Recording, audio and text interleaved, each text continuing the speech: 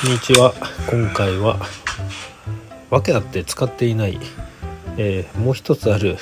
家のリフォームを、始めようということで、夫婦2人で、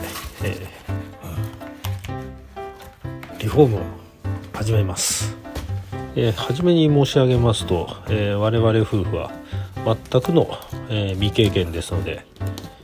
どうなることやら先が心配なんですが、温かく見守ってください。本当に掃除も全くしなかったんでかなり汚れてはいるんですが、一つずつきれいにしていこうかなと徐々に公開していきます。間取りは 4DK なんですけども、かなり小ぶりな 4DK で、そもそもまずなぜリフォームしようかというと、うちの長女が、この近くの大学に通ってまして今洗面台のドレーンから水抜いたんですけどもね、かなり汚れた水が出てびっくりしましたで、うちの長女が一人暮らしをしたいということで、その希望を叶えてあげようじゃないかと。その前に家が一軒あるんだからそこで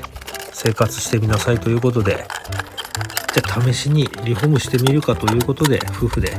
始めてみました。この場所は洗面所、脱衣所、洗濯機置き場を兼ねた場所なんですけども、水が集中してまして、床が、ひどいことに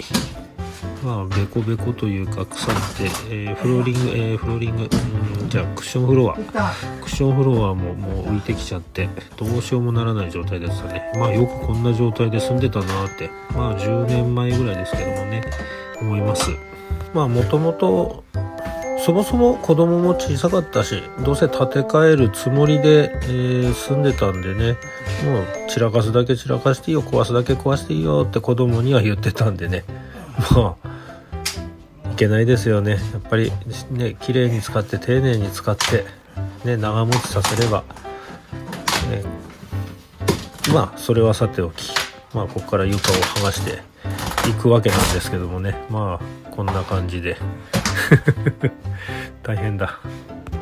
普通床剥がす時って何使うんだろう。道具持ってないんでね、とりあえず全部手でやってます。で一応持ってる道具で使えそうな、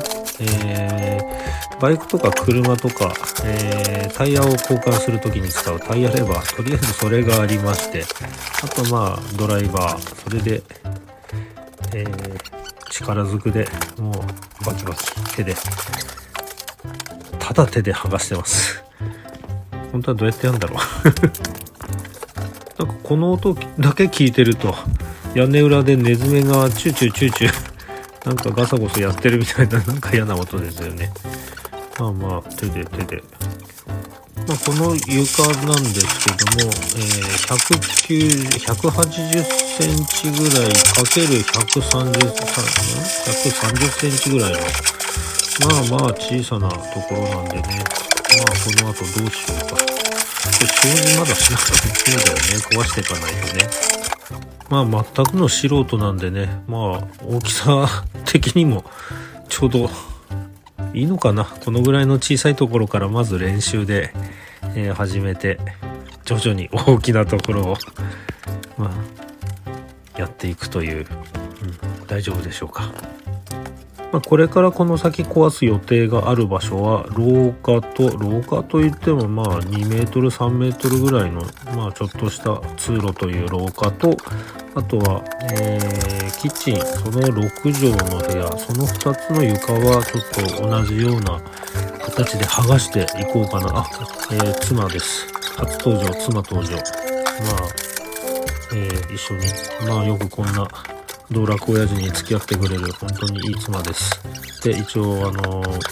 持ち上げとかないと怖いんでね、見られたらまずいな。ここら辺からだいぶ壊すペースも上がってきて、怒られてる。外通せばいいじゃん。外を通す必要ないんじゃないの？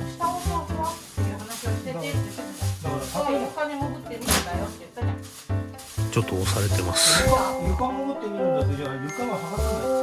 い。いやだから言ってたって。だから床は剥がさないって何ですか。これガス管の